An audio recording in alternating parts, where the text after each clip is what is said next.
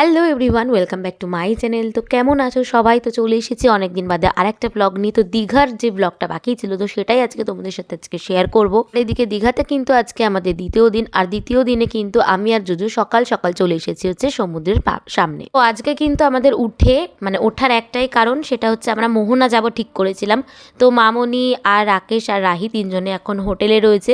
তো আমি আর জোজো বললাম যে চলো আমরা একটু মোহনা থেকে ঘুরে আসি।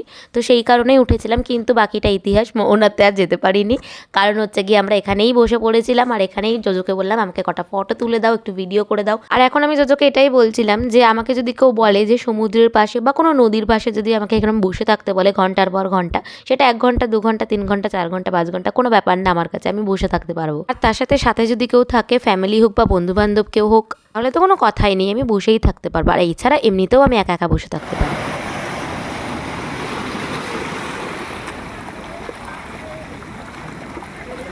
কি ভাল লাগছে না?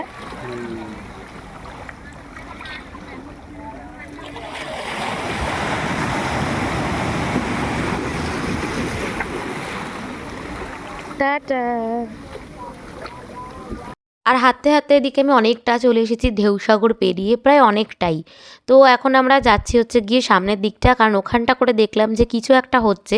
তো সেই জন্য জোজোকে বললাম যে চলো আমরা একটু ওই দিকটা করে যাই। আর ওই দেখো পেছনে আমার নৌকাটা দেখতে পাচ্ছ, ওই নৌকাটা থেকে আমি অনেকটা ফটো তুলেছিলাম। তো এই দেখো যেটা বলছিলাম যে এখানে সবাই অনেক ভিড় করে রয়েছে। তো জোজোকে বললাম যে চলো তো ওখানটা গিয়ে দেখি যে ওই জায়গাটায় কী হচ্ছে। তো চলো তোমরাও দেখো যে জায়গাটায় আজকে কী হচ্ছে। তো গাইজ আমরা এখানটা করে আর না এসে পারলাম না, দেখো কত সুন্দর প্র্যাকটিস হচ্ছে। যাই ওই দিকটা করে ভিডিওটা করি গিয়ে, দাঁড়াও।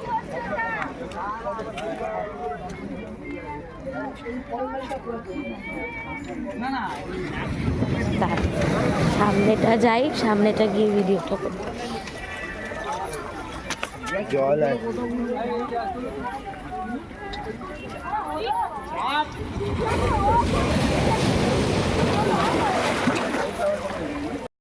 কিন্তু কালকে যে আমি বললাম যে আমি ওই দোলনাটা চড়বো, আজকে কি আমি চড়তে পারবো?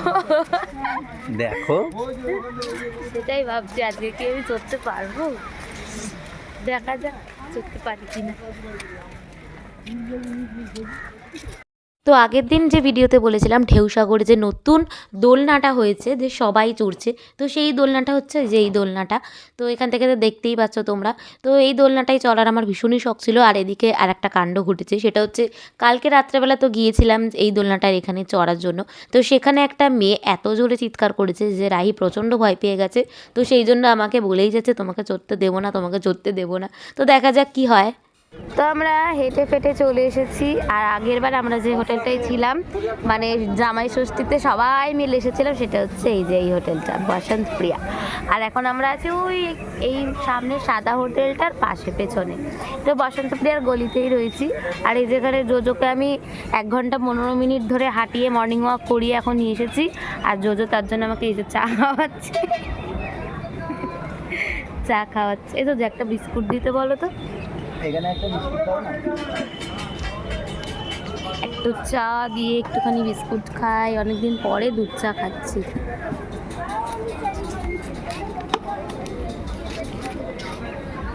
Good morning. তো আজকে আমরা দীঘার থেকে বাড়ি ফিরে যাব।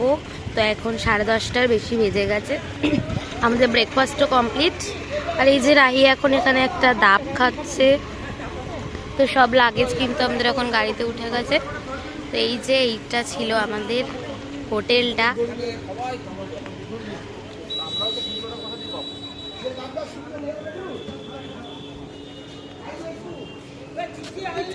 বলে কান্নাকাটি করছিলাম।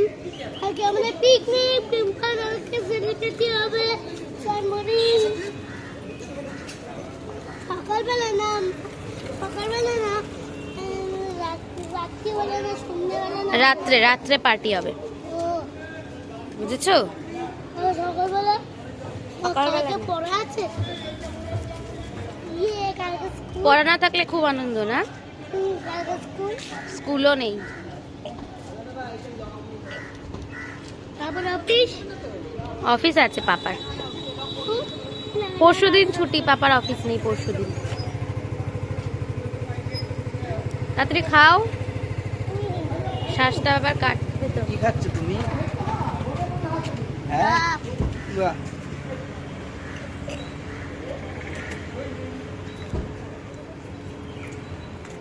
আর যাস না রাহি ওদিকে বাবা, এই সারা সমুদ্র ঘুরে এসে এখন বলছে কি একটা ভিডিও করো, তো হাঁটছি।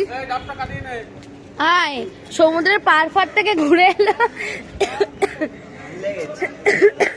বাবারে, তখন আর বলেনি, এখন বলছে একটা ভিডিও করো রাস্তায় দাঁড়িয়ে। নেই রাহি, তাড়াতাড়ি কর। হ্যাঁ, এই ডাবটা অনেকটা বড়।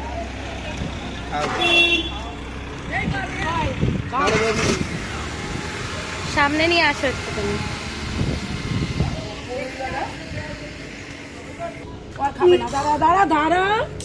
ডাবটা নিল শুধু শুধু নাও।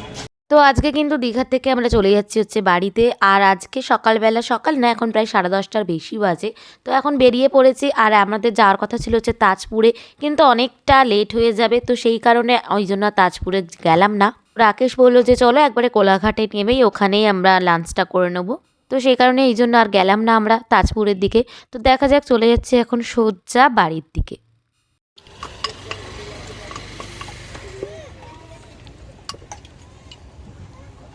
তো যখন এখান থেকে যাচ্ছিলাম দীঘার দিকে, তো সেদিনকে এখান থেকে এই মাখা কাকুদের কাছ থেকে নিয়ে নিয়েছিলাম হচ্ছে পেয়ারা, শাক আলু, আর নিয়েছিলাম হচ্ছে কদবেল মাখা।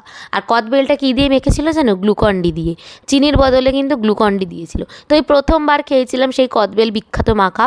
তো যাওয়ার সময় আমরা এর আগের বার যখন গিয়েছিলাম, তো একটা সুন্দর কাঁচা তেঁতুল ওরা মেখে দিয়েছিল, কাঁচা না সরি পাকা তেঁতুল ওরা মেখে দিয়েছিল। তো সেই তেঁতুল মাখাটা আমরা যাওয়ার সময় পাইনি। তো আসার সময় আমরা একদম তককে ছিলাম যে এই দাদাটার কাছ থেকে তেঁতুল মাখাটা নিয়ে নেব। সেই জন্যই আমরা দাঁড়িয়েছিলাম। আর এই যে এখানে তেঁতুল মাখাটা। তো এখন আমরা যাচ্ছি হচ্ছে গিয়ে, এই যাওয়ার দিন এই গাড়িটার একটুখানি ডিস্টার্ব হয়েছিল একটা জায়গায়, মানে কাজটা আর কি একটা জায়গায় উঠছিল না। তো সেই কারণে এই কাকুটার এই গ্যারেজ থেকে আমরা ঠিক করেছিলাম। আর এই কাকুটা ভুল করে একটা ছেনি আর একটা হাতুড়ি রেখে দিয়ে গেছিলাম আমাদের গাড়িতে। তো আমরা সেটাই যাওয়ার সময় আবার ওনাকে ফেরত দিতে এসেছিলাম। এই গ্যারেজটা যেহেতু রোডের একদম ধারেই ছিল, তো সেই জন্য গ্যারেজটা চিনতে আমাদের একটু আর ভুল হয়নি। এদিকে গাড়িতে গান চলছে দেখে রাহি নাচ করেই যাচ্ছে। তো যাই হোক, ভিডিওটা আজকে এই পর্যন্তই। কেমন লাগলো তোমরা অবশ্যই জানিও। ভালো লাগলে লাইক, কমেন্ট অ্যান্ড সাবস্ক্রাইব করে দিও। তো আমরাও একদম ঠাকুরের নাম নিয়ে সোজা চলে গেলাম হচ্ছে বাড়িতে। টাটা।